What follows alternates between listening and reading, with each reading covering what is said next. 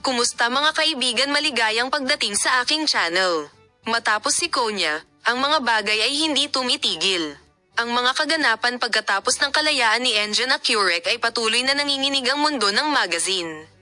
Gayunpaman, sa oras na ito, ang isyu na nanginginig sa agenda ay hindi ang proseso ng hudisyal, ngunit isang bagong debate sa pagitan ni Engine at Curek at Tuba Buyakusten.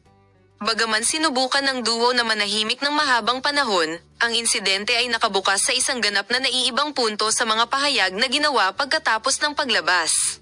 Sabihin kung ano ang insidente na nagbukas sa pagitan ni Engine Tugba. Una sa lahat, iginuhit ni Engine at Curek ang ilan sa kanyang mga pahayag pagkatapos ng kanyang kalayaan. Habang nagpapasalamat sa sikat na manlalaro na sumuporta sa kanya, sinisi niya ang ilang mga tao nang hindi nagbibigay ng isang pangalan. Lalo na sa aking mga mahirap na araw, nakita ko ng mabuti kung sino talaga ang kasama ko.